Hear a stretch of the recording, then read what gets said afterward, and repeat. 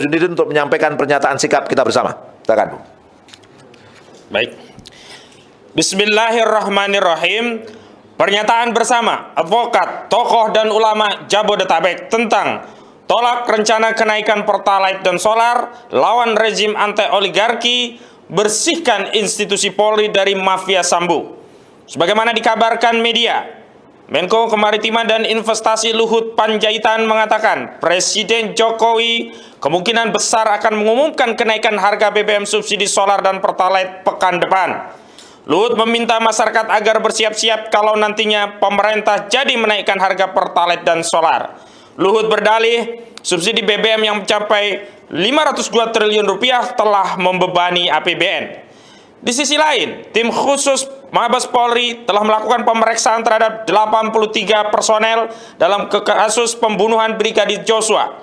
Dari jumlah itu, 35 orang saat ini dilakukan penempatan khusus. Dari personel 15 orang, penyidik melakukan pemeriksaan mendalam, maka terdapat 6 orang dari hasil pemeriksaan yang patut diduga melakukan tindak pidana obstruction of justice. Ke-6 orang yakni FS, BJT, HK, KTT, ANT, AKP, AR, Kompol BW, dan Kompol CT. Berdasarkan 2 peristiwa tersebut di atas, kami advokat, ulama, dan tokoh Jabodetabek menyatakan: pertama, menolak rencana kenaikan Pertalite dan solar dengan alasan apapun. Subsidi adalah hak rakyat dan merupakan kewajiban pemerintah untuk memberikan subsidi dan melayani rakyat. Pengurangan dan atau penghilangan subsidi BBM, Pertalite, dan solar dengan alasan apapun sejatinya adalah langkah yang ditempuh untuk melakukan liberalisasi sektor hilir migas, bisnis eceran, setelah sukses melakukan liberalisasi sektor hulu, eksplorasi, dan eksploitasi. Ini adalah agenda jahat untuk melayani kepentingan kapitalis, kepentingan oligarki migas yang menginginkan untung beliung dari bisnis hilir migas. Kedua, pemerintah khususnya Presiden Jokowi jangan pelit terhadap rakyat dengan mempersoalkan subsidi BBM yang nilainya hanya 502 triliun rupiah. Harusnya Presiden usut tuntas semua maling dan koruptor uang rakyat, termasuk batalkan proyek IKN dan kereta cepat yang unfaedah. Lagi pula, APBN tahun 2022 nilai belanjanya mencapai 3.106 triliun rupiah, sementara pendapatannya dipatok 2.266,2 triliun rupiah. Nilai pendapatan sebesar 2.266,2 triliun rupiah dalam APBN mayoritasnya ditopang dari pajak yang diambil dari rakyat.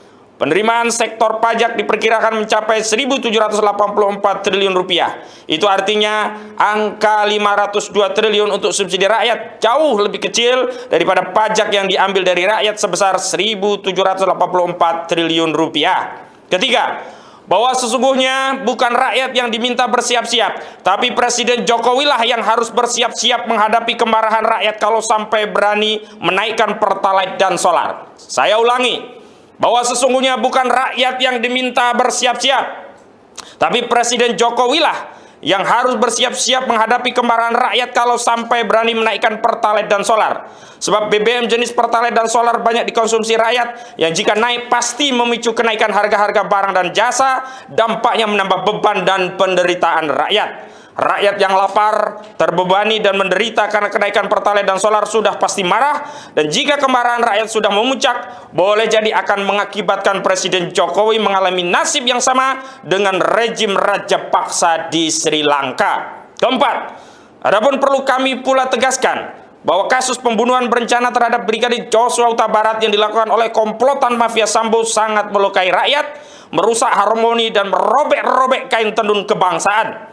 Karena itu, tidak boleh ada kata maaf pada geng Sambo. Semua yang terlibat dalam kasus pembunuhan berencana Brigadir Joshua, juga yang melakukan tindakan obstruction of justice, harus diproses secara hukum. Kelima, Inspektorat Khusus Itsus tidak boleh menjadikan penegakan kode etik profesi polisi sebagaimana diatur dalam Perpol nomor 7 tahun 2022 sebagai sarana untuk menyelamatkan para mafia geng Sambo dari ancaman pidana karena terbukti terlibat dalam kejahatan obstruction of justice. dengan modus apapun, baik dengan menyatakan hasil pemeriksaan Itsus menyatakan anggota polisi terperiksa tidak terbukti melanggar etik sehingga mustahil melanggar pidana, atau dengan menyatakan anggota polisi terperiksa terbukti melanggar etik telah diberikan sanksi etik sehingga tidak perlu diproses pidana karena hanya pelanggaran etik, bukan tindak pidana. Kesemuanya itu jelas akan semakin menjatuhkan kredibilitas Polri yang berdampak pada makin jatuhnya kepercayaan masyarakat terhadap institusi Polri. Sekali lagi, kesemuanya itu jelas akan semakin menjatuhkan kredibilitas Polri yang berdampak pada makin jatuhnya kepercayaan masyarakat terhadap institusi Polri. Jakarta, 20 Agustus 2022, advokat, ulama, dan tokoh Jabodetabek, koordinator tertanda Ahmad Kozidudin, sarjana hukum, perwakilan ulama dan tokoh Ustadz Irwan Saifullah. Takbir! Takbir! Takbir! Assalamualaikum warahmatullahi wabarakatuh. Waalaikumsalam warahmatullahi wabarakatuh.